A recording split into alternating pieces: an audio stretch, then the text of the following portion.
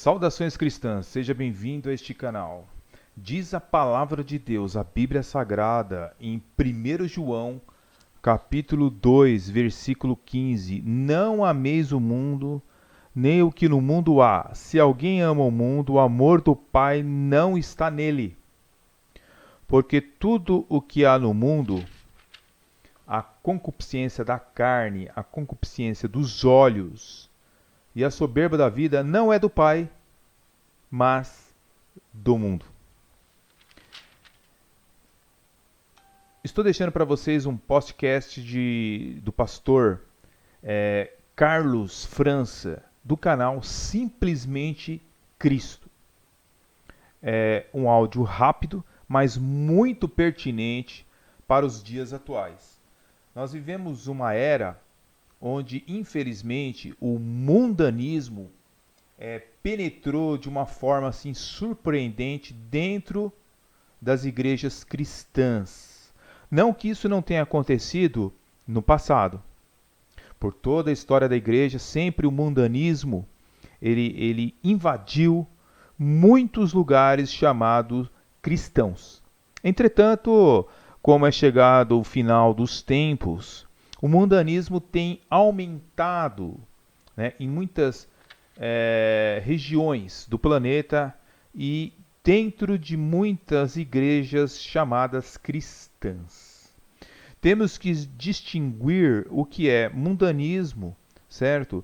Daquilo que acontece no mundo. Quando este versículo está dizendo não ameis o mundo, nem no que no mundo há, se alguém ama o mundo, o amor do Pai não está nele, está dizendo sobre esse sistema, né, que existe, né, de governos, de modo de pensar, de cosmovisão. É isso que a Bíblia está dizendo. Não que nós tenhamos agora que ir para vales, lugares distantes, não conviver com pessoas não cristãs. Não é isso que a Bíblia está dizendo. Até porque a Igreja Católica errou muito no passado e ainda erra hoje quando faz lugares isolados para monges, né? Tentando essas pessoas se isolarem do mundo, contanto que a proposta da Bíblia Sagrada não é essa.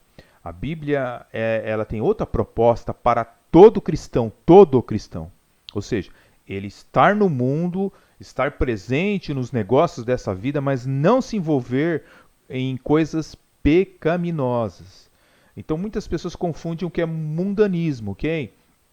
Então essa definição de mundanismo é muitas vezes aplicado de uma maneira errônea pelos cristãos quando vai se falar, por exemplo, de artes, entende?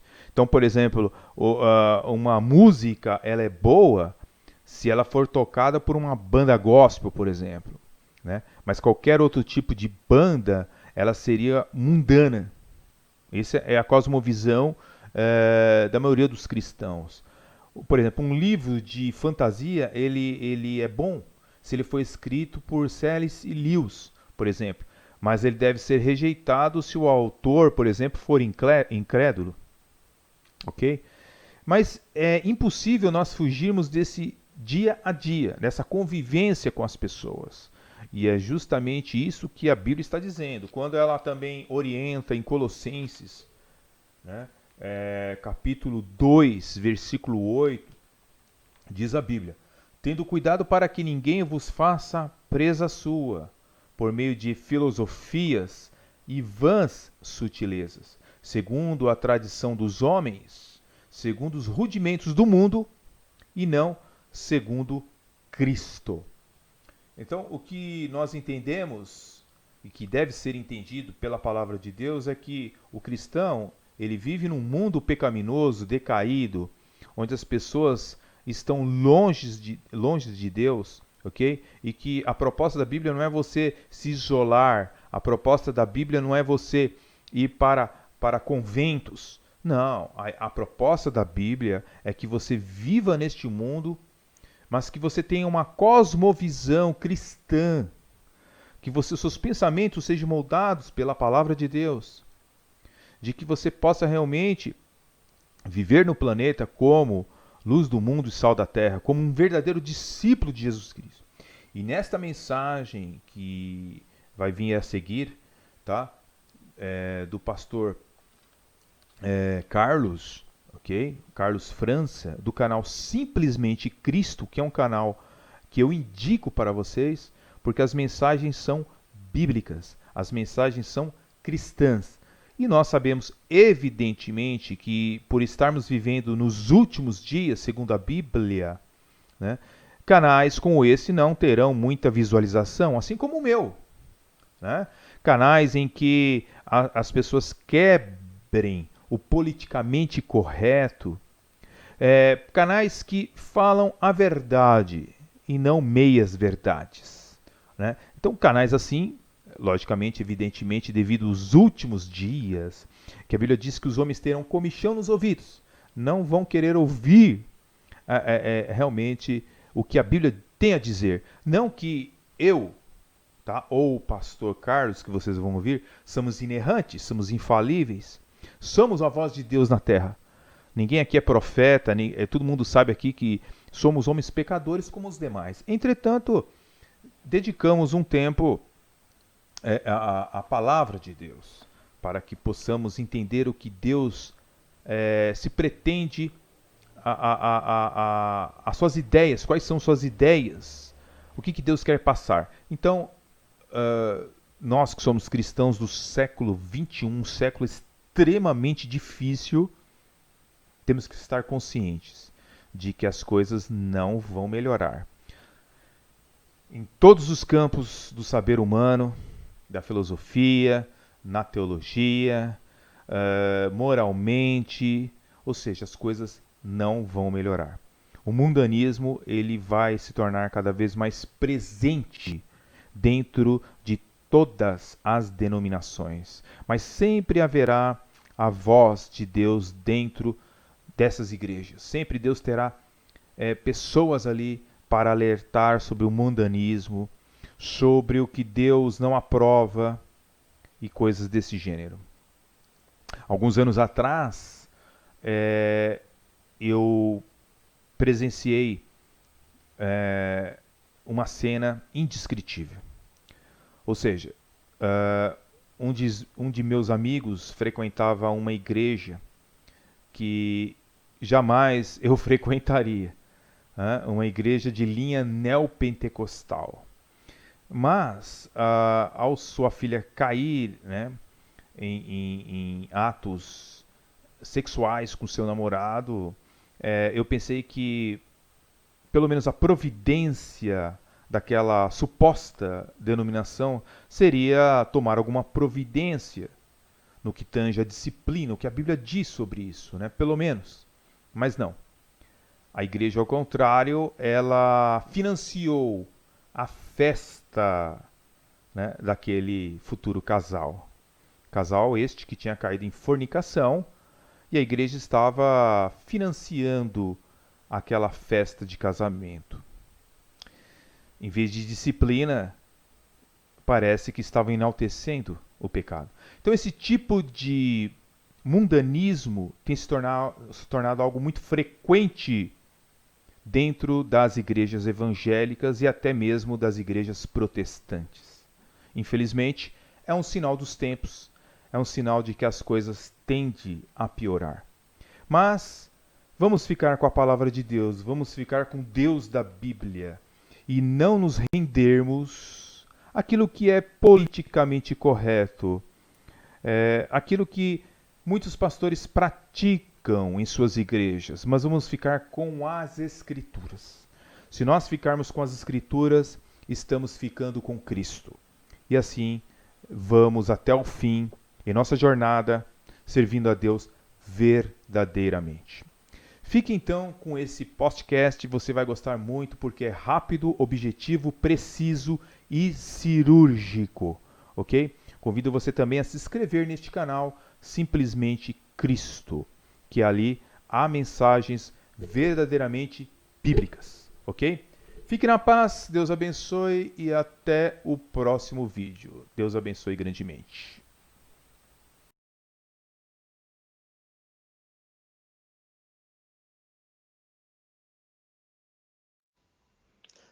A institucionalização da fé sem a fé salvífica.